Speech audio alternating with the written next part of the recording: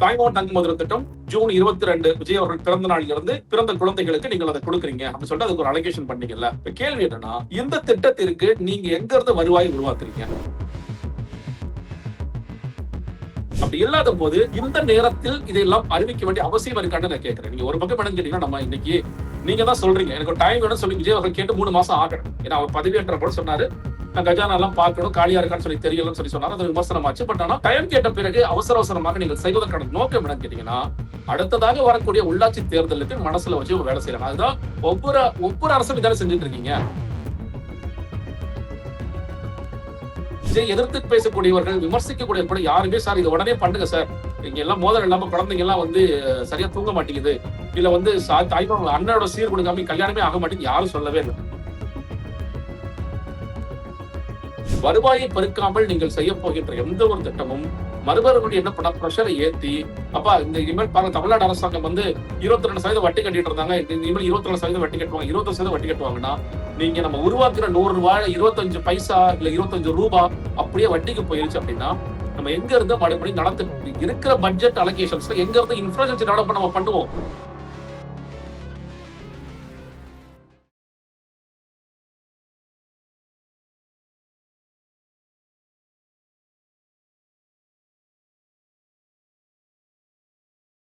நேயர்களுக்கு வணக்கம். இன்றைய நேர்காணலில் நம்முடைய இணைந்திருப்பவர் திரு ஜெகதீஸ்வரன் அவர்கள். சார் வணக்கம். சார் வணக்கம். தாவேகாவின் முதல் பட்ஜெட், தமிழ்நாடு பட்ஜெட் அண்ட் வேளாண் பட்ஜெட், இது 2 பட்ஜெட்டும் எப்படி இருந்தது? சரியா செயல்படுத்தியிருக்காங்களா? உங்களுடைய பார்வை எப்படி இருக்கு? நீங்க தாவேகா ஆட்சி அமைத்தவுடன் அவங்க போடப்படுகிற முதல் பட்ஜெட். இந்த பொதுவாக பட்ஜெட்ல நம்ம ஒரு ஃபார்மட் இருக்கு. அது திமுக, அதிமுக, தாவேகா யாராக இருந்தாலும் ஒரு ஃபார்மட் இருக்கு. என்ன ஃபார்மட்னா, ஒவ்வொரு துறை ரீதியாக எவ்வளவு ஒதுக்கீடுகள், பள்ளி கல்வித்துறையில எவ்வளவு, சுகாதாரத்துறையில எவ்வளவு, நீங்க எஸ்சி எஸ்டி மக்களுக்கு எவ்வளவு இப்படின்ட்டு ஒவ்வொரு துறை ரீதியாக ஒவ்வொரு நலத்துறை எல்லா துறைகளும் இருக்கு. வேணா இந்த ஒவ்வொரு துறை சார்ந்ததான் அடுத்த ஒரு மாதத்திற்கு மானிய கோரிக்கை வாதங்கள் செப்டம்பர் 8ஆம் தேதி வரைக்கும் நடக்கும் போது அதுல துறை சார்ந்து எப்படி எல்லாம் ஒதுக்கீடுகள் எல்லாம் இருக்கு, அதுல ஏதாவது புதுசா பண்ண போறாங்களா அப்படிங்கிறது ஒரு பார்வை. இரண்டாவது பார்வை என்பது தேர்தல் அறிக்கையில ஒரு கட்சி சொன்ன விஷயங்கள்ல ஏதாவது செய்யறாங்களா செய்யலையா, அதுல ஏதாவது முனைப்பு காட்டுறாங்களா முனைப்பு காட்டலையா அப்படிங்கிறது. மூன்றாவது, நீங்க நமக்கு செய்யக்கூடிய அளவிற்கு, ஏன்னா இப்போ இந்த அரசாங்கம் ஏற்கனவே சொன்னது பயங்கர கடன்ல இருக்கு, கஜானா காலியா இருக்கு, அதெல்லாம் போய் செக் பண்ணணும்னு சொல்லி தான் விஜய் அவர்கள் சொன்னாரு. அதற்கு பிறகு இதை சமாளிக்கக்கூடிய அளவிற்கு கடன் வாங்கி சமாளிப்பாங்களா, கடன் வாங்காமல் சமாளிப்பாங்களா அப்படிங்கிற சில கேள்விகள்லாம். சோ இதெல்லாம் ஓவராலா உள்ளடக்கிய ஒன்றுதான் இது பட்ஜெட் அப்படிங்கிறது. இப்ப நமது தாவேகா அரசாங்கம் பட்ஜெட் போடுவதற்கு முன்னாடியே, அந்த சொல்லப்போனா பட்ஜெட் போடுற அன்னைக்கு தாவேகா அரசாங்கம் அமைந்தவுடன் வாங்கிய கடன் என்பது 22,000 கோடி அப்படிங்கிறது ஏற்கனவே நம்ம சொல்லிட்டாங்க. ஒண்ணு இதுல டிஎன்இபி மின்சாரத்துறைக்கு 9,000 சொச்சம் கோடி வாங்குவோம்னு சொல்லிட்டு ஏற்கனவே இவர் சொல்லிட்டாரு, சீனியர் சொன்னாரு. அதற்கு பிறகு சில நலத்திட்டங்களுக்காக பண்ணிருக்காங்க அப்படிங்கிறது. நீங்க வெள்ளை அறிக்கை வந்தது உங்களுக்கு ஞாபகம் இருக்கும். மரிய வில்சன் அவர் சொல்லும் போது பல விஷயங்கள் அடுக்கி காமிச்சாரு. அது ரொம்ப ஸ்பெசிபிக்கா அவர் கேட்டது, இவங்க எங்க இருந்து வருவாய் வரும்னே தெரியாம பல செலவினங்களை மேற்கொண்டிருக்காங்க. உதாரணத்திற்கு 1000 ரூபாய் மகளிர் உரிமை தொகைன்னு ஒண்ணு கொடுக்குறீங்க, எங்க இருந்து காசை நீங்க உருவாக்குனீங்க? காசையே உருவாக்காம நீங்க எப்படிங்க எடுத்து கொடுப்பீங்க? காசை உருவாக்கிட்டு நீங்க பண்ணீங்கன்னா பரவாயில்ல, ஓகே, நம்ம ஒண்ணும் பிரச்சனை இல்ல, வரவு வருது, செலவு பண்றோம், அதுல கொஞ்சம் துண்டு விழுந்தா கூட பரவாயில்ல. நீங்க ஆனா ஒட்டுமொத்தமாக எதுவுமே வராத காரணத்தினால நீங்க நிறைய கடனை வாங்கி குமிச்சு வச்சிருக்கீங்க. அந்த கடனுக்கு வட்டி கட்டுறதே பெரிய பாடா இருக்கு. கிட்டத்தட்ட 22% வட்டிலே போயிடுது. வருஷம் வட்டி கட்டணும். சம்பளங்கள், நீங்க ஓய்வூதியம், இதற்கே ஒரு 61% போயிருக்கு. மத்திய அரசாங்கம் கொடுக்கறதை நமக்கு பயிர் உள்ள நிறைய பிரச்சனைகள் இருக்கு. இப்ப மீதி இருக்கிற ஒரு 14-15% தான் எந்த ஒரு திட்டத்தையுமே நம்ம மேற்கொள்ள வேண்டியதாக இருக்கு. இதுல நாங்க எங்க பட்ஜெட் அலோகேட் பண்றதா, புதிய திட்டங்களை கொண்டு வரதா அப்படி சொல்லி கேட்டான். இப்ப இதே தாவேகா அரசாங்கம் இன்னைக்கு இப்போ 3 மாதத்தில் அவங்க எந்த லீக்கேஜஸ் அடைச்சாங்க சொல்றாங்க, சில லீக்கேஜஸ் அடைச்சிருக்குன்னு சொல்லி சொல்றாங்க. இதுல கூட ஒரு 15,000 கோடி வரைக்கும் நம்ம ஒண்ணு சொல்றாங்க, டாஸ்மாக்ல நீங்க ஏற்கனவே இந்த சப்ளை பண்றவங்கள்ட்ட நாங்க ஒரு ஃபீஸ் ஒண்ணு போட்டிருக்கோம், அதன் மூலியமாக ஒரு 1000 கோடி ரூபாய் வரும். ஒட்டுமொத்தமாக ஒரு 15,000 கோடி வரைக்கும் நாங்க வருவதற்கான வேலைகளை பார்க்கின்றோம். வருஷத்துக்கு அவங்க சொல்றதே 15,000 கோடி தான். ஆனா ஏற்கனவே கடன் என்பது 22,000 கோடி நம்ம 3 மாசத்துக்கே வாங்கிட்டோம். இப்போ கேள்வி என்னன்னா, தாய்மாமன் தங்க மோதிரம் திட்டம் உங்களோட தேர்தல் அறிக்கையை நீங்க வாக்குறுதி கொடுத்துருக்கீங்க, அதனால நீங்க செய்ய வேண்டிய அவசியம் இருக்குன்னு நீங்க பண்றீங்க. தாய்மாமன் தங்க மோதிரம் திட்டம் ஜூன் 22 விஜய் அவர்கள் பிறந்த நாளில் இருந்து பிறந்த குழந்தைகளுக்கு நீங்கள் அதை கொடுக்குறீங்க அப்படின்னு சொல்லிட்டு அதுக்கு ஒரு அலோகேஷன் பண்ணீங்கல்ல. இப்ப கேள்வி என்னன்னா, இந்த திட்டத்திற்கு நீங்க எங்க இருந்து வருவாய் உருவாக்குறீங்க? சார் நான் இந்த வருவாய் உருவாக்கிட்டேன், அந்த வருவாய் உருவாக்குனதுல இருந்து ஒரு 700 கோடி எடுத்து நான் சப்ளை பண்றேன், பிரச்சனையே இல்லை அப்படின்னா சிக்கல் இல்லை. நீங்க உருவாக்கம் தான் நீங்களும் பண்றீங்க. அடுத்ததாக இன்னைக்கு என்ன பண்ணிருக்கீங்க, அந்த பட்ஜெட்ல பெண்களுக்காக, அதாவது திருமணம் ஆகக்கூடிய பெண்களுக்கு நாங்க வந்து 1 பவுன் தங்க நகையும் ஒரு பட்டு புடவையும் கொடுக்குறோம். நீங்க ஜெயலலிதா ஆட்சி காலத்தில் 1 பவுன் கொடுத்துட்டு இருந்தாங்க. நீங்க அதற்கு பிறகு அதுக்கு ஒரு பணமும் கொடுத்தாங்க. இப்போ வந்து 1 பவுன் தங்கமும் எடப்பாடி பழனிசாமி சொன்னாரு. நெசவாளர்கள்லாம் பார்த்த பிறகு நான் வந்து சேர்த்து பட்டு புடவை கொடுப்பேன்னு சொல்லிட்டு அதை இம்ப்ளிமெண்ட் பண்றேன்னு சொல்லி சொல்றாங்க. இப்போ அதுவும் இல்லாம அதுல ஒரு கிரைட்டீரியா மேபி இனிமேல் கிரைட்டீரியா கொண்டு வராங்களான்னு தெரியல. கிரைட்டீரியா இல்லாம எல்லாருக்கும் கொடுப்பேன்னு சொல்லி சொல்லியிருக்கும் பொழுது தாய்மாமன் இல்ல வந்து அண்ணன் அப்படிங்கிற அண்ணன் சீர் அப்படிங்கிற ஒரு கணக்குல வர்றாருன்னா இதற்கும் நான் சொல்றது உங்க எலெக்ஷன் மேனிஃபெஸ்டோ நீங்க செய்வீங்க, உங்களுக்கு உரிமை இருக்கு, செய்யணும், அது ஓகே தான். ஆனா இதற்கான வருவாயை எங்கிருந்து நீங்கள் உருவாக்கி இருக்கிறீர்கள் அப்படிங்கறதா பெரிய கேள்வி. இந்த வருவாயை உருவாக்காமல் நீங்கள் ஒவ்வொரு திட்டமா செஞ்ச காரணத்தினாலதான் திமுக இவ்வளவு பெரிய கடன் வாங்கினாங்க. 5 லட்சம் கோடி கடன் வந்து 10 லட்சம் கோடி கடன். இப்போ தாவேக அரசாங்கமும் வருவாய் பெருக்குவதற்கு பெரிய வழி எல்லாம் இல்லைங்க. சில நேரங்கள் சில லீகேஜஸ் அடப்போம். இந்த லீகேஜ் அடைக்கிறதுக்கான முயற்சிகள் பண்ணுவோம், நேர்மையா இருக்கிறதுக்கான முயற்சிகள் பண்ணுவோம். பட் ஆனா ஸ்டில் எங்களுக்கு வருவாயை பெருக்குவதற்கு வருவாயை உருவாக்குவதற்கான வழிகள் எங்களிடம் இருக்கிறதுன்னு இல்ல. நீங்க என்ன போட்டிருக்கீங்க, இப்ப மாண்டெக்ஸ் அலுவலக தலைமையில ஒரு குழு போட்டிருக்கீங்க. அந்த குழு என்ன பண்றாங்க? இதே மாதிரிதான் திமுக வந்து எஸ்தர் டஃப்லோ நாங்க வந்து பெரிய பெரிய அறிஞர்கள், பெரிய பெரிய பொருளாதார நிபுணர்கள் சொல்லி குழு போட்டிருக்கோம் அப்படின்னு சொல்லிட்டு ரகுராஜுக்கு போட்டாங்க. பட் ஆனா என்ன நடந்துச்சு அப்படிங்கிற நமக்கு தெரியல. அவங்களுக்கு ஏதேனும் வழி சொல்ல போகின்றதா அப்படின்னு தெரியல. அப்படி இல்லாத போது இந்த நேரத்தில் இதையெல்லாம் அறிவிக்க வேண்டிய அவசியம் இருக்கான்னு நான் கேட்கிறேன். நீங்க ஒரு பக்கம் என்னன்னு கேட்டீங்கன்னா, நம்ம இன்னைக்கு நீங்க தான் சொல்றீங்க எனக்கு ஒரு டைம் வேணும்னு சொல்லி விஜய் அவர்கள் கேட்டு 3 மாசம் ஆகணும். ஏன்னா அவர் பதவியேற்ற போல சொன்னாரு, நான் கஜானா எல்லாம் பார்க்கணும், காலியா இருக்கான்னு சொல்லி தெரியலன்னு சொல்லி சொன்னாரு. அது விமர்சனமாச்சு. பட் ஆனா எனக்கு கொஞ்சம் டைம் கொடுங்க. டைம் தான் கொடுத்து கேட்டிருக்கீங்கல்ல, டைம் எடுத்துக்க, பிரச்சனை இல்லை. இப்ப நீங்க 2வது வருஷம் பட்ஜெட்லயும் நீங்க அதான் சொல்றப்போ 2027வது வருஷம் நடக்கிற பட்ஜெட்லயும் நான் எதுவுமே செய்யாம இருக்காருன்னா அது பெரிய கேள்வி இருக்கும். டைம் கேட்ட பிறகு அவசரமாக நீங்கள் செய்வதற்கான நோக்கம் என்னன்னு கேட்டீங்கன்னா, அடுத்ததாக வரக்கூடிய உள்ளாட்சி தேர்தலுக்கு மனசுல வச்சு வேலை செய்யலாம். அதுதான் ஒவ்வொரு அரசும் இதான செஞ்சுட்டு இருக்கீங்க. நீங்க திமுக எப்பொழுது மகளிர் உரிமை ஆரம்பிக்கிறாங்க, பாராளுமன்ற தேர்தல் வரப்போது 7 மாசத்துக்கு முன்னாடி நீங்க ஆரம்பிச்சு விடுங்க, ஈரோடு இடைத்தேர்தல் அறிவிப்பு, அதற்கு பிறகு இது வருதுன்னு சொல்லி சொல்றீங்கல்ல. அப்போ அந்த வேலையை தான் மறுபடியும் தாவேக அரசாங்கம் செய்யனா நல்லா யோசிச்சு பாருங்க. தாய்மொழி தங்க மோதிரம் திட்டமோ இல்ல இப்ப யாராவது மக்கள் இன்னும் சொல்ல போனா ரொம்ப விஜய் எதிர்த்து பேசக்கூடியவர்கள், விமர்சிக்கக்கூடிய கூட யாருமே சார் இதை உடனே பண்ணுங்க சார், இங்க எல்லாம் மோதல் இல்லாம குழந்தைங்க எல்லாம் வந்து சரியா தூங்க மாட்டேங்குது, இல்ல வந்து தாய்மாமன் அண்ணனோட சீர் கொடுக்காம கல்யாணமே ஆக மாட்டேங்குது யாரும் சொல்லவே இல்லை. அப்ப டைம் கேட்டுட்டு விஜய் அவர்கள் இதை செய்ய வேண்டிய அவசியம் என்ன? ஒரு பக்கம் நீங்க தான் சொல்றீங்க வருவாய் இல்லை, ஒரு பக்கம் வந்து வருவாய்க்கான பெருக்கத்துக்கான வழி இல்லை, கடனை வாங்கிட்டு இருக்கோம், நாங்களும் கடன் வாங்க ஆரம்பிச்சிட்டோம் அப்படின்னா நீங்கள் செய்ய வருவது என்ன அப்படிங்கிற பெரிய கேள்வி எனக்கு இருக்கிறது. ஒண்ணு. 2வது, இந்த பட்ஜெட் அலோகேஷன்ஸ்ல எனக்கு பள்ளி கல்வித்துறை வருடம் நம்ம எல்லாருமே தெரியும், தமிழ்நாடு வந்து பள்ளி கல்வித்துறைக்காக ஒரு காலத்துல வந்து 10,000 கோடி, 15, 20, 22, இன்னைக்கு 46,000 கோடி கடைசி பட்ஜெட்ல ஒதுக்கினாங்க. அது வந்து கிட்டத்தட்ட 2,000 கோடி ரெடியூஸ் பண்ணிருக்காங்க, 44,000 கோடியை குறைச்சிருக்காங்க. ஏற்கனவே இருக்கிற சிக்கல் என்னன்னு கேட்டீங்கன்னா, அரசு பள்ளிகள் அதிகமாக மூடப்படுது. டீச்சர்ஸ்க்கான சம்பள பிரச்சனைகள் இருக்கிறது. நீங்க பகுதி நேர ஆசிரியர்களை வந்து முழு நேர ஆசிரியர்களாக ஆக்கணும்னு அவங்க வாக்குறுதி கொடுத்தாங்க, செய்யலாம், இவங்களும் வாக்குறுதி கொடுத்திருக்காங்க. இந்த மாதிரி சிக்கல்கள் இருக்கு. சேம் பே, சேம் கிரேட் பே, இந்த மாதிரி சிக்கல்கள் எல்லாம் இருக்கு. இப்படி இருக்கும் பொழுது அதுல பெரும்பாலும் நீங்க 44 கோடியில எதுக்கு பெரும்பாலும் காசு போதுன்னா, கிட்டத்தட்ட 60% நீங்க பென்ஷன்ஸ்லயும் சம்பளத்திலையுமே போயிடும். சாலரிஸ் அண்ட் பென்ஷன்ஸ் அதிகமாக போகும். மீதி இருக்க 40% நம்ம வந்து பள்ளிக்கூட பசங்களுக்கு புக்ஸ் வாங்கி கொடுக்கணும், செருப்பு கொடுக்கணும், மதிய உணவு திட்டம் போடணும், அங்கன்வாடிக்கு நம்ம செலவு பண்ணணும், நிறைய திட்டங்கள் இருக்கு ஏற்கனவே. அப்போ எதில் கை வச்சு நீங்க குறைக்க போறீங்கிறது பெரிய கேள்வி. 2,000 கோடிங்கிற சாதாரண விஷயங்கள். 2,000 கோடி குறைக்கிறீங்கன்னா அப்ப எதுலயோ ஒன்று பெருசா நீங்க குறைக்கிறீங்களே அப்படிங்கிறது ஒரு பெரிய கேள்வியாக இருக்கின்றது.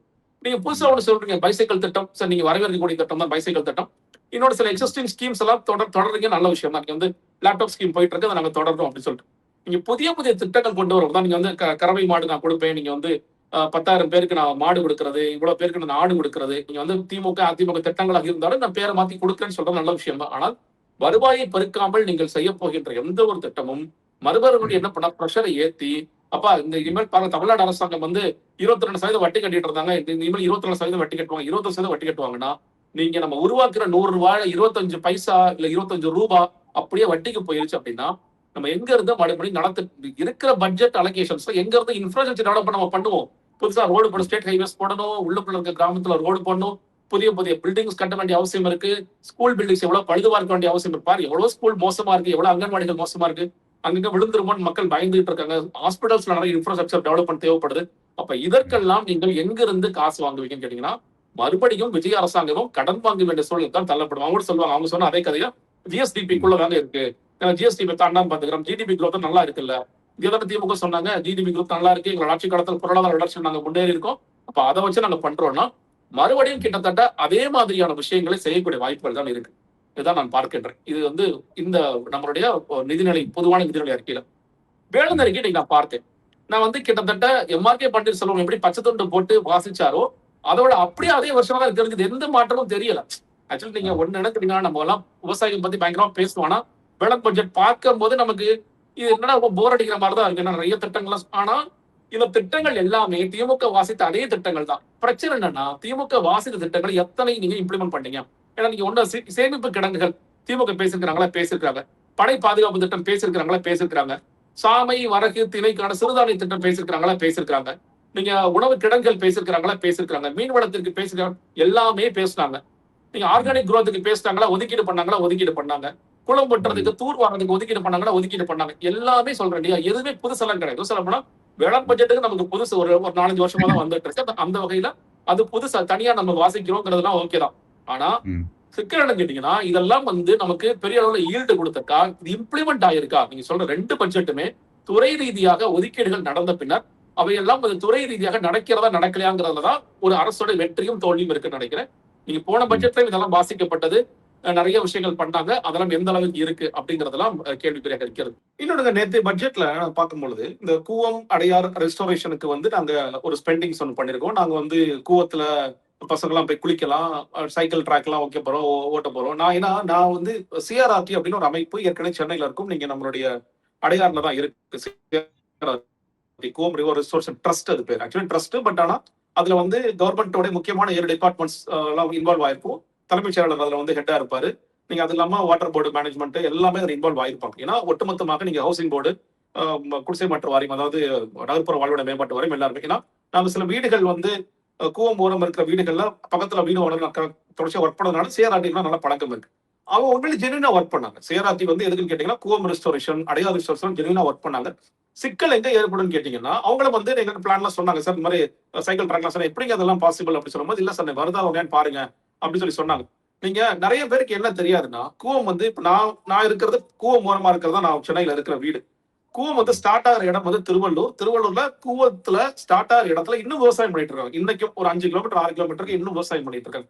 அதற்கு பிறகு இது வந்து இந்த பருத்திப்பட்டை அங்கே உள்ள நுழையும் போது, சென்னைக்குள்ள நுழையும் போது, அப்புறம் திருவேற்காடு, பாடிக்குப்பம், அதற்கு பிறகு அப்படியே புந்தப்பள்ளி ஹை ரோடுல இருக்கிற லைன்ல பிடிச்சு நீங்க சென்னை பீச்ல போய் கலக்கிறதுக்குள்ள எவ்வளவு ஒரு நதியை மோசமாக்க முடியுமோ, ஆற மோசமாக்க முடியுமோ அவ்வளவு மோசமாக்கிறோம். அதை வந்து ப்ரீவியஸ் கவர்மெண்ட் எல்லாருமே ட்ரை பண்றாங்க. நான் வந்து உண்மையிலே சொல்றேன், திமுகவிற்கு வந்து கூவம் மேல பெரிய அக்கறை இல்ல, அதிமுக பெரிய அக்கறை இல்லை அப்படிலாம் சொல்லவே மாட்டேன். எல்லாருக்குமே ஒரு அக்கறை இருக்கு. எல்லாருக்குமே அந்த கனவு இருக்கு. நம்ம ஆட்சி காலத்துல கூவத்தை ரெஸ்டோர் பண்ணிடலாம் அப்படின்னு ஒரு ஆட்சி காலத்துல கனவு இருக்கு.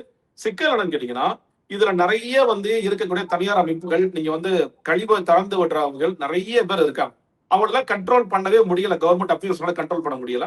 ஆக்கிரமிப்புகளை குடிசைகளை தூக்கி ஈஸியா வெளியே வீசிடுறாங்க. குடிசைகளை வீசி நான் வந்து இப்ப பெரும்பாகத்தை தூக்கி போறேன். ஆனா இருக்கக்கூடிய பெரிய கட்டடங்களை கை வைக்க முடியாது. இப்ப என்ன சொல்றேன், நீங்க ஒண்ணுல புந்தப்பள்ளி ஹை ரோட்ல போயிட்டே இருங்க.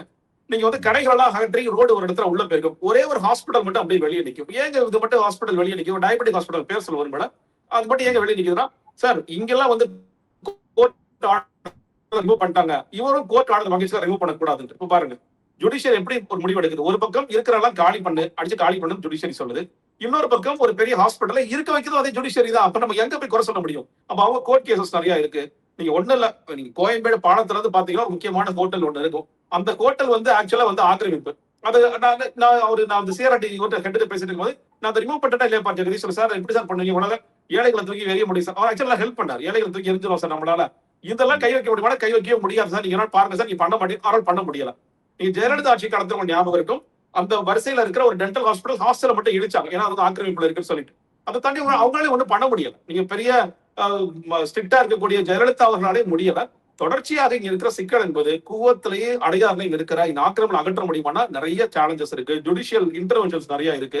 அதனால ஏதோ மற்ற கவர்மெண்ட் ட்ரை பண்ணவே இல்லை. நாங்க தான் விஜய் கவர்மெண்ட் தான் ட்ரை பண்ணது. அந்த ஆட்சி காலத்துல நம்ம வந்து அது என்ன படம், ஆரியால நடிச்சாரு படம், அந்த படத்துல வர மாதிரி நம்ம வந்து படகுல சவாரி எல்லாம் பாத்துருவோம். அதெல்லாம் பார்க்கவே முடியாது. அதெல்லாம் சும்மா கனவாகத்தான் இருக்கும். அது சிக்கல் நிறைய இருக்கிறது.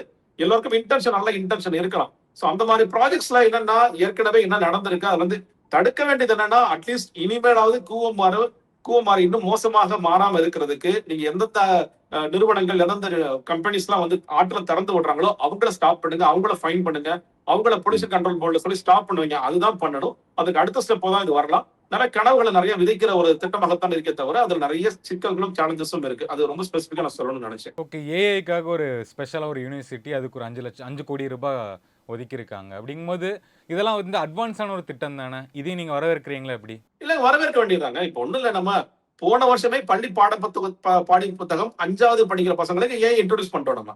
நீங்க யோசிச்சு பாருங்க. நான் படிக்கிற காலத்துல கம்ப்யூட்டர் சயின்ஸ்ல ஒரு ஒரு பாடத்துல சி பிளஸ் பிளஸ் பேசிக் கோபால் இதெல்லாம் வந்ததே வந்து 10th +1 +2 அப்படிதான் வந்திருக்கும். இப்ப நிறைய முன்னேறிடுச்சு. இப்ப வந்து ரொம்ப சிறு வயது குழந்தைகளே வந்து லேப்டாப்ல ஒர்க் பண்றாங்க. அட்வான்ஸ்டா போயிருக்கு. இன்னும் சொல்ல போனா இப்ப என்னோட குழந்தைக்கு வந்து நாங்களாம் போனே இல்லாம வளர்ந்த சொன்னா அந்த குழந்தை நம்பாது. அது எப்படி போனே இல்லாம நீங்க வாழ்ந்திருப்பீங்க அப்படின்னு சொல்லி அது ரொம்ப ஆச்சரியமா கேக்குது. அந்த அளவுக்கு இருக்கு. அப்ப ஏஐ வந்து ரொம்ப முக்கியமான ஒரு அங்கமா நம்ம மாறிட்டு இருக்கு. நம்ம இப்ப என்ன பண்றோம்னாலும் சாட் ஜிபிடி யூஸ் பண்றோம். நம்ம நிறைய டூல்ஸ் யூஸ் பண்ற ஒரு காலத்துல இருக்கும் பொழுது அந்த அட்வான்ஸ்ட் இது யூஸ் பண்ண வேண்டிய அவசியம் இருக்கு. அது வந்து ஒரு பக்கம் வேலை வாய்ப்புகளை குறைக்கும்னு சொல்லி சொன்னாலும் அதன் மூலியமாக எப்படி வேலை வாய்ப்புகளை பெருக்குவது அப்படிங்கிற ஒரு ஒரு பாட்டும் போயிட்டு இருக்கு. அப்ப அந்த மாதிரியான ஏன்னா எல்லா கவர்மெண்ட்டும் பண்றாங்க. இன்னும் சொல்ல போனா இப்ப ஏஐ மினிஸ்ட்ரி ஒண்ணு போட்டிருக்காங்க. அது ஆக்சுவலி நேத்து பேசும்போது கூட அவர் ஏஐ மினிஸ்ட்ரி இல்லாத மாதிரி பேசினாரு. எனக்கு ரொம்ப ஆச்சரியமா இருந்துச்சு. இப்ப நிதியமைச்சர் வந்து ஏஐ மற்ற துறைகள் மாதிரி சொல்லி பேசினாரு. மினிஸ்ட்ரிக்கு அதை மறந்துட்டாரா இல்லைன்னு தெரியல. ஏஐக்கு ஒதுக்கி இருக்காங்க. கேரளாவில் ஏஐ மினிஸ்ட்ரி போட்டிருக்காங்க. இதற்காக தனியா மினிஸ்ட்ரி போட்டு ஒர்க் பண்ணிட்டு இருக்காங்க. பட் அந்த ஸ்பெசிபிக் மினிஸ்ட்ரியில் என்ன நடக்குதுன்னு மேபி நமக்கு மானிய கோரிக்கை விவாதம் போது தான் தெரியும். என்ன பிளான்ஸ் வச்சிருக்காங்க, என்ன புதுசு என்ன பிளான்ஸ் வச்சிருக்காங்க. நம்ம வந்து கரிக்குலம்ல இன்கல்கேட் பண்றதுக்கான வேலைகளை பார்க்கறாங்களா, இல்ல கவர்னன்ஸ்ல அதை கொண்டு வரதுக்கான வேலைகளை பார்க்கறாங்களா, ஏதாவது ஆட்டோமேட்டிக்கா எதாவது பண்ண போறாங்க அப்படிங்கிற பல முக்கியமான விஷயங்கள் அப்பதான் தெரியும். பட் ஸ்டில் அந்த மாதிரியான விஷயங்கள் கண்டிப்பா வரவேற்க வேண்டிய விஷயங்கள் தான். அதுல எந்த மாற்றமும் இல்ல. ஓகே. இது மொத்த பட்ஜெட்லயே வந்து இந்த விஷயங்களுக்கு ஏன் இவ்ளோ குறைச்சிருக்கீங்க? ஏன் இதுக்கு எவ்வளோ அதிகமா குடுத்துருக்கீங்கன்னு நினைக்கிற விஷயம் இது? இல்லங்க அதான் சொல்றேன். குறைச்சிருக்கதுன்னு நான் கண்டிப்பா சொல்றேன்னா, பள்ளிக் கல்வித்துறைக்கு குறைச்சிருக்க கூடாது. ஒவ்வொரு வருஷமும் அதிகமாயிட்டு தான் போகும். ஏன்னா, ஒரு பக்கம் நீங்க என்னன்னா, கோவிடுக்கு பிறகு நீங்க பள்ளிக் கல்வியோட ஸ்ட்ரென்த் வந்து அதிகமாயிடுச்சு. கோவிட் வந்து அதுக்கு ஒரு பக்கம் நம்ம வந்து பிரைவேட் ஸ்கூல்ஸ்ல படிச்ச பசங்களால ஃபீஸ் கட்ட முடியல. அத சரி பயன்படுத்திக்கிட்டு நிறைய பேர் கவர்மெண்ட்க்கு மூவ் ஆனாங்க. தொடர்ச்சியா கவர்மெண்ட்ல தக்க வைக்கவும் பண்ணாங்க. ஆனா, கவர்மெண்ட்ல இருக்கிற இன்ஃப்ராஸ்ட்ரக்சர் இன்னும் இம்ப்ரூவ் ஆனுச்சுன்னா இம்ப்ரூவ் ஆகல. நான் நான் கோவிடுக்கு பிறகு 23, 24 நிறைய டிராவல் பண்ணி ஸ்கூல்ஸ் எல்லாம் போயிருக்கேன். ஒரு கிளாஸ் எப்பயுமே வந்து ஒரு மரத்தடி கீழ உட்கார்ந்துட்டு இருப்பாங்க. கேட்பேன் ஏங்க மரத்தடியில உட்கார்ந்து பசங்க சொல்லி தரீங்கன்னா, சார் இப்ப பெஞ்ச் இல்ல சார், கிளாஸே இல்ல. பெஞ்ச் கூட அடுத்தது விடுங்க. கிளாஸே இல்ல சார். சோ ஒரு இது நாங்க சுற்றுலயே விட்டுட்டு இருக்கோம். ஒவ்வொரு செக்ஷனும் கண்டிப்பா ஒரு கிளாஸ் வந்து மரத்தடி கீழ தான் உட்கார வைக்க வேண்டிய நிலைமை இருக்கு சார். எங்களுக்கு ஒரு வழி இல்ல. இன்ஃப்ராஸ்ட்ரக்சர் ரொம்ப பத்தல. இன்னொன்னு நீங்க நிறைய கவர்மெண்ட் ஸ்கூல்ஸ்க்கு போங்க. கவர்மெண்ட் ஸ்கூல்ஸ்ல நீங்க பாத்தீங்கன்னா, தனியார் பங்களிப்போட தான் நிறைய வேலைகள் நடந்திருக்கும். இவருடைய கான்ட்ரிபியூஷன், இவர் வந்து நன்கொடை கொடுத்தாரு அப்படிங்கறத எழுதிருப்பாங்க. அந்த சிஎஸ்ஆர் கான்ட்ரிபியூஷனா இருக்கும். இந்த கவர்மெண்ட் ஆக்சுவலி சொல்லும்போது சிஎஸ்ஆர் கான்ட்ரிபியூஷன் ஆக்சுவலி பள்ளிக்கல்வித்துறையில அது யூஸ் பண்ணாம இருக்காங்க. வேற சில துறைகள் பண்றாங்க, அது பண்ணாம இருக்காங்க. அது ஒண்ணு. சோ நீங்க ம். வந்து ஏற்கனவே இந்த பணம் என்பது பத்தாத காரணத்தினால் தொடர்ச்சியாக நம்ம சம்பளம் அதிகமாயிட்டே இருக்கு, பென்ஷன்ஸ் அதிகமாயிட்டே இருக்கு. பென்ஷன்ஸ் ஏன்னா ரிட்டையர் ஆக நம்ம பென்ஷன் கொடுத்துட்டே இருக்கோங்கிற ஒரு பிரச்சனை எல்லாம் இருக்கு. அப்படி இருக்கிற ம். காரணத்தினால ஏற்கனவே வந்து அலோகேஷன்ஸ் பத்தல. இன்னும் கூடுதலான அலோகேஷன்ஸ் வேணும். இன்னுமே கூட நீங்க பள்ளி குழந்தைகளுக்கு சீருடைகள்னு பார்க்கும் பொழுது நீங்க வந்து ம். 8th வரைக்கும் கொடுக்குறாங்கன்னு நினைக்கிறேன். அதுலயுமே ரொம்ப தரமற்ற சீருடைகளா இருக்குன்னு சொல்லி கம்ப்ளைண்ட் இருக்கு. நீங்க வந்து 9th 10th +1 +2 அவங்க தான் ஸ்கூல் ட்ரெஸ் வாங்கிக்கணும்னு ஒரு நிலை இருக்கிறது. செருப்புகள் வந்து எல்லாருக்கும் சீரா போகுதா, எல்லாருக்கும் பேக் எல்லாம் போகுதா. இன்னொன்னு நீங்க லேப்டாப்ஸ் வந்து ஏடிபி கவர்மெண்ட்ல ப்ராமிஸ் பண்ணது நீங்க ஸ்கூல் ஸ்கூல் ஸ்கூல் ஸ்டூடெண்ட்ஸ் கொடுத்துட்டு இருந்தாங்க. நமக்கு தெரியும். +1 +2 பசங்க கொடுத்துட்டு இருந்தாங்க. அப்புறம் போன கவர்மெண்ட் சுத்தமா நிப்பாட்டிட்டு கடைசியா தான் வந்து காலேஜ் ஸ்டூடெண்ட்ஸ்க்கு ஆரம்பிச்சாங்க. அப்ப கூட விமர்சனம் எழுந்துச்சு. அவங்களோட ஓட்டு மட்டும் போதுமா ஸ்கூல் ஸ்டூடெண்ட்ஸ்க்கு வந்து ஓட்டு இல்லைங்கிறனால பண்றீங்களா அப்படின்னு. அப்ப இந்த அலோகேஷன்ஸ் ரொம்ப கம்மியா இருக்கிறது அப்படிங்கிறது என்னன்னு கேட்டீங்கன்னா, அது அது எதுல கை வைக்க போறாங்க அப்படின்னு ஒரு கேள்வி எழுந்துரும். அப்ப நீங்க ஏதோ ஒரு ஒரு பிரச்சனை ஏற்படுத்திடுமா? இன்னொன்னு நீங்க வந்து பாடத்திட்டம் மறுசீரமைப்புக்காக சில விஷயங்கள் பண்ணிருக்காங்க. சோ அதுல ரொம்ப ஸ்பெசிபிக்கா நீ பாடத்திட்டத்துக்கு மறுசீரமைப்புனா, இப்ப நிறைய போட்டித் தேர்வுகள், இல்ல நீட் மாதிரியான தேர்வுகள், இன்னும் சொல்லப்போனா இன்ஜினியரிங் கூட என்ட்ரன்ஸ் நம்ம எல்லாத்தையும் எதிர்க்கிறோங்கிறது ஒரு பக்கம். இன்னொரு பக்கம் அது கூட என்ட்ரன்ஸ் வந்தாலும் வந்துரும். அப்படி ஒரு நிலை இருக்கும் பொழுது, அதை நோக்கி ஒர்க் பண்ண போறாங்களா? அதுக்கு இந்த பள்ளிக்கல்வித்துறை அதுக்கு தான் இதெல்லாம் செலவிட போகுதா? அப்படிங்கிற சில கேள்விகள் எல்லாம் இருக்கு. அதெல்லாம் மேபி பள்ளிக்கல்வித்துறையோட மானிய கோரிக்கையில அதுக்கான விளக்கம் எல்லாம் கொடுப்பாங்கன்னு நான் நினைக்கிறேன். சோ ம். பள்ளிக்கல்வித்துறையில ஓவராலா இது வந்து குறைச்சிருக்கிறது அப்படிங்கிறது நிச்சயமாக பண்ணிருக்க கூடாது அப்படிங்கிற பாக்குறேன். நீங்க கேட்டதுல ம். ஏஐ மாதிரியான துறை இல்ல வந்து சுகாதாரத்துறை இதுக்கெல்லாம் கூடுதலா ஒதுக்கி இருக்கிறது போன கவர்மெண்டோட கூடுதலா ஒதுக்கி இருக்கிறது அப்படிங்கிறது வரவேற்க விஷயமாகத்தான் இருக்கிறது. நீங்க உணவு வழங்கல் துறை இதற்கெல்லாம் வந்து இன்னும் இப்ப ஏன்னா அவங்க என்ன சொன்னாங்க அவங்களோட வாக்குறுதியின்படி எடை போடுபவர்கள் ஆண் எடை போடுபவர்களும் பெண் எடை போடுபவர்கள் அவங்க தனித்தனியா இருப்பாங்கன்னு சொல்லி சொல்லிருக்காங்க. அப்ப அதுக்கெல்லாம் வந்து நிறைய அலோகேஷன்ஸ் எல்லாம் தேவை இருக்கு. நீங்க 2 பேரை நீங்க ஏற்கனவே ஒரு கடையில ஒருத்தர் தான் இருக்காரு. அப்ப 2 பேர் கூடுதலாக நீங்க எம்ப்ளாய் பண்ண வேண்டிய அவசியம் இருக்கு. நீங்க எம்ப்ளாய் பண்ணீங்கன்னா அவங்களுக்கு மறுபடியும் வந்து சம்பளம் கொடுக்க வேண்டிய ஒரு தேவை ஏற்படுகிறது. இப்ப அதற்கெல்லாம் வந்து அலோகேஷன்ஸ் வந்து அதிகமா தான் ஆகும். வேற வழி இல்ல. அந்த மாதிரியான விஷயங்கள்லாம் வழக்கறிஞர் அதிகமா இருக்கிறது ஒரு தேவையும் ஒரு அவசியம் இருக்குன்னு நினைக்கிறேன். இந்த பள்ளிக்கல்வித்துறையோட இதை குறைச்சிருக்க வேண்டாங்கிறது என்னுடைய கருத்து, என்னுடைய பார்வை. அதை குறைச்சிருக்க வேண்டாம். எப்படி இருந்தாலும் ஒரு பக்கம் பற்றாக்குறை இருக்கானா வருவாய் பற்றாக்குறை இருக்கத்தான் செய்யுது. அது ஒண்ணும் பண்ண முடியாது. அதுல நம்ம துண்டு விழுகிறத நம்ம கடன் வாங்கி தான் இவங்க சரி பண்றாங்களா, கடன் வாங்கி தான் சரி பண்றாங்க. அப்படிதான் நடந்துட்டு இருக்கும் பொழுது இதில் குறைப்பதன் மூலியமாக நீங்க பெரிய அளவுல எதுவும் சிக்கல் ஏற்பட்டுறக்கூடாது அப்படிங்கிறது என்னுடைய பார்வை. Okay sir. இன்னைக்கு இந்த பட்ஜெட் ஆரம்பிக்கிறதுக்கு முன்னாடி வேளாண் துறை அமைச்சர் வந்து முதலமைச்சர் குறித்து சில விஷயங்கள்லாம் பேசிட்டே இருந்தாரு. அப்படிங்கும்போது எதிர்க்கட்சிங்க எல்லாருமே எதிர்ப்பு தெரிவிச்சாங்க. கொஞ்சம் அது அப்புறம் சபாநாயகரும் ஸ்டாப் பண்றாங்க. என்ன இருக்கோ அத மட்டும் பேசுங்க அப்படிங்கிறாங்க. அது சரியான ஒரு பாதையா அது? இல்லங்க, என்னன்னா இப்போ இந்த பெரும்பாலான அமைச்சர்கள் இன்னும் சொல்ல போனா நீங்க எம்எல்ஏ சீட்டு கொடுக்கும் பொழுது 70 மாவட்ட செயலர்கள் தான் சீட்டு கொடுத்தாங்க. அதை தாண்டி கழக நிர்வாகிகள் சொல்லும் பொழுது வெவ்வேறு பொறுப்புகள் இருந்தவர்கள் கிட்டத்தட்ட 100 பேர் தாவைக்கு சேர்ந்தவர்கள், ஒரு 100 பேர் பிற கட்சியிலிருந்து வந்தவர்களாக தான் இருந்தாங்க. ஒரு 30 பேர் வெவ்வேறு பொறுப்புகள் இருந்தா கடைசி நிமிஷத்துல வர்றவர்கள். அப்போ நீங்க அமைச்சர்கள் இருக்கக்கூடிய ஸ்பெசிபிக்கா இப்போ வினோத் போன்றவர்கள் எல்லாம் ரொம்ப நாளா தாவைக்க உடைய மக்கள் இயக்கத்துல இருந்து ரசிகர் மன்றத்துல இருந்து வந்தவர்களாக தான் இருக்கிறோம். அவங்க எல்லாம் இது நான் ஜனநாயகன் படம் பார்த்ததை பத்தி எனக்கு எந்த சிக்கலும் எந்த பிரச்சனையும் இல்லை. பட் ஆனா அன்னைக்கு நான் அண்ணன் கேட்டிருக்க பர்மிஷன் கேட்டிருக்க ஒரு 3 மணி நேரம் நாங்க பர்மிஷன் வேணும், நாங்க போய் பார்க்கணும். இன்னும் அந்த ரசிக மனப்பான்மைக்குள்ள இருக்குன்னா நிச்சயமா இருக்கு. இப்ப நீங்க விஜய் அவர்கள் பேசும்பொழுது பின்னாடி அவர் பேர் பாலாஜி, ஈரோடு பாலாஜி, அவர் எவ்வளவு வேகமா கைதட்டிட்டே இருக்காரு, தொடர்ச்சியா கைதட்டிட்டே இருக்காருல்ல, அது முழுக்க முழுக்க தன்னுடைய ஒரு ஆதர்ச ஒரு தலைவரை நான் பக்கத்துல இருந்து பாக்குறதே அவருக்கு பெரிய குஷியாக இருக்கிறது. அப்போ இந்த போலுரைகள் இன்னும் சொல்ல போனா மாடி கோரிக்கை விவாதங்கள் போது இப்ப யார் அதிகமா கூறதுன்னு காம்படிஷன் கூட நடக்கும். அந்த அளவுக்கு எல்லாம் போகக்கூடிய வாய்ப்புகள் இருக்கிறது. நீங்க அந்த அளவுக்கு எல்லாம் போகும். இன்னைக்கு ஒரு சாம்பிள் தான், இதை விட மோசமா போகலாம் வாய்ப்புகள் இருக்கிறது. இது ப்ரீவியஸ்ல முன்னாடி நடந்திருக்கு. இது என்ன கேட்டீங்கன்னா இப்போ ஜெயலலிதா ஆட்சி காலத்தில் நடந்தது, கலைஞர் ஆட்சி காலம், எல்லா ஆட்சி காலத்திலும் அந்த போலுரைகள் சொல்ல போனா நீங்க விவாதங்கள்ல கூட செய்தி தொடர்புல இருக்கிறவங்க மானியத்தினை பொன்மானின்ட்டு அவங்களோட கட்சியோட தலைவரை எவ்வளவு புகழ்ந்து பேச முடியும், புகழ்ந்துட்டு தானே உள்ள வர்றாங்க. தவிர்க்கப்பட வேண்டியதா. நீங்க ஒரு பார்ட்டி வித் டிஃபரன்ஸ் நீங்க ஒரு சில இடங்கள்ல சொல்றீங்க, நாங்க அந்த மற்ற கட்சிகள் மாதிரி இல்ல, நாங்க வேற மாதிரி அப்படின்னா அதெல்லாம் தவிர்க்க வேண்டும். இன்னொன்னு நீங்க இப்போ ஒரு பட்ஜெட்டுடைய அறிக்கைகளா அநேகமா முதலமைச்சரை காமிச்சிட்டு தான் கொண்டு வந்து வாசிப்பாங்கன்னு நினைக்கிறேன். அப்ப அதை நீங்க காமிக்காம பண்றாரா இல்ல இவர் கூடுதல் சேர்க்கிறாரா அப்படிங்கிறது, விஜய் அவர்கள் இதை விரும்புகிறாரா விரும்பலையா அப்படிங்கிறது தெரியல. இதெல்லாம் அனாவசியம் தான், இதெல்லாம் அவசியமற்றது. பட் ஆனா அன்பார்ச்சுனேட்லி இதெல்லாம் நடக்கும். இது ஒவ்வொரு துறை ரீதியாக ஒவ்வொரு அமைச்சரும் எழுதுவது எனக்கு என்னுடைய வாழ்க்கையே மாத்திப்பட்டவர் எங்களுடைய முதலமைச்சர் தான். நான் எங்க ஒரு மூலையில இருந்தேன், என்னை தூக்கிட்டு எனக்கு அமைச்சர் ஆக்கியிருக்காரு. ஏன்னா அவங்களுக்கான ஸ்பேஸ் அது, அந்த ஸ்பேஸ் தான் அவங்க பேச போறாங்க. ஒரு எம்எல்ஏவா இருந்தா கூட வேற கேள்விகள் கேட்டு நீங்க கேள்வி பதில் நேரம் நடத்தலாம். கேள்வி நேரம் நடத்தாத போது ஒவ்வொரு அமைச்சருக்கும் அந்த மாடி கோரிக்கை விவாதங்கள் தான் பேச போறாங்க. பேசும் பொழுது இதை கூடுதலாக அதிகமாக பேசக்கூடிய வாய்ப்புகள் தான் அதிகமாக இருக்கும். ஓகே, முதலமைச்சரும் ஒரு கருத்து சொல்லியிருந்தாரு. 2 பட்ஜெட்டும் சிறப்பா இருந்துச்சு, 2 அமைச்சர்களுக்கும் வாழ்த்துக்கள் அப்படின்னு சொல்லியிருக்காரு. இல்லங்க, நீங்க வேற என்ன சொல்லுவாரு? நீங்க எப்பொழுதுமே நீங்க ஆளுங்கட்சியாக இருப்பவர்கள் அவருடைய பட்ஜெட்டை புகழ்வாங்க, எதிர்கட்சிகளாக இருப்பவர்கள் இந்த பட்ஜெட்ல ஒண்ணுமே இல்ல. நீங்க இப்போ மு.க. ஸ்டாலின் அவர்கள் சொல்லும் பொழுது பிளாஸ்ட் பட்ஜெட் நினைச்சது வேஸ்ட் பட்ஜெட் அப்படின்னு சொல்றாரு. இன்னொன்னு அதே நீங்க ஒரு முரணும் இருக்கு. நீங்க எங்களோட திட்டங்களை ஸ்டிக்கர் பேர் மாத்தி நீங்க தொடர்றீங்க அப்படின்னா அது முழுக்க நீங்க எப்படி வேஸ்ட் பட்ஜெட் சொல்லிட முடியும்? நான் என்ன சொல்றேன், நீங்க எதிர்கட்சிகள் இன்னும் சொல்ல போனா அதிமுக செய்த அதே தவறுதான் திமுக செய்யறான்னு நினைக்கிறேன். நீங்க இந்த மாதிரி விஷயங்கள் இப்ப நம்ம பேசுறோம்ல, பகுப்பாய்வு செய்யறோம்ல, இதெல்லாம் சிறப்பா இருந்துச்சு, இதெல்லாம் மோசமா இருந்துச்சு, இதெல்லாம் மாத்தணும், இதுல அலோகேஷன்ஸ் கம்மியா இருக்கு, அலோகேஷன் ஜாஸ்தியா இருக்குன்னு பேசுறோம்ல, அப்படிப்பட்ட பகுப்பாய்வு தான் திமுக தலைவர் போன்றவர்கள் போகணும்னு நினைக்கிறேன். நீங்க எல்லாத்தையும் ஒட்டுமொத்தமாக விஜய் அவர்கள் மேல ஒரு எனக்கு வெறுப்பு இருக்கு, வன்மம் இருக்கு, அவர்களை எதிரியா பாவிக்கிறேன், அதனால ஒட்டுமொத்தமா அந்த பட்ஜெட்டை வேஸ்ட். நான் மறுபடியும் சரி உங்க பட்ஜெட்டா இருந்தா நீங்க என்ன பண்ணிருப்பீங்க ஒரு கேள்வி எழும். நீங்க சரி சார் நீங்க சொல்றீங்க உங்களோட திட்டங்கள் தான் தொடர்கிறது, அப்ப அதே அவுட்லேஸ் அதே துறை ரீதியான ஒதுக்கீடுகள் அப்ப அப்படிதான் நடந்துட்டு இருக்கு, அதுல கூட குறைய நடந்திருக்கு. நீங்க ஒருவேளை பட்ஜெட் பிரசன்ட் பண்ணிருந்தீங்கன்னா நீங்க என்ன செஞ்சிருப்பீங்க? கூடுதலா புதுசா என்ன செஞ்சிருப்பீங்க? இல்ல புதுசா என்ன செஞ்சிருக்க மாட்டீங்க அப்படிங்கிற ஒரு கேள்வி. என்னோட தேர்தல் அறிக்கைகளை சொன்ன விஷயங்கள் எல்லாம் இது நடக்கல. நான் மறுபடியும் சொல்றேன், நான் இப்ப ஏற்கனவே சொன்னேன் உங்களுக்கு தாய்மாமன் சீரு, அண்ணன் சீரு, இதுக்கே எங்கிறது காசு வருங்கிறது தெரியல. தெரியல. இன்னொன்னுங்க, இப்ப 2021 திமுக இந்த மகளிர் உரிமை தொகை 1000 ரூபாய் அப்படிங்கறத சொல்லாமல் இருந்திருந்தாலும் திமுக வென்றிருப்பார்கள். அன்னையோட மக்கள் என்ன நினைச்சாங்க, ஸ்டாலின் ஒரு வாய்ப்பு கொடுக்கணும், ரொம்ப காலமா கலைஞர் இருந்தாரு, ஸ்டாலினோட ஆட்சி எப்படி இருக்குன்னு பார்க்கலாம் அப்படிங்கறதுக்காக கொடுக்கப்பட்ட வாய்ப்பு. அந்த நேரத்துல இவங்களும் அவசரப்பட்டு ஒரு 1000 அறிவிச்சு அதை கொடுக்க முடியாம 2.5 வருஷம் இழுத்து அப்புறம் கொடுத்தாங்க.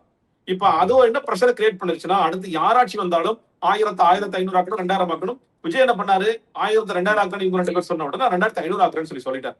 இப்ப 2000 எங்க இருந்து வரும்? அதுவும் திமுகவாதி அனைத்து மகளிருக்கும் சொல்லிட்டு நீங்க என்ன பண்ணாங்க, தகுதியுடைய மகள் சொல்லி 1 கோடி மாத்தினாங்க, அப்புறம் 1 கோடி 30 லட்சம் கட்சியா மாத்தினாங்க.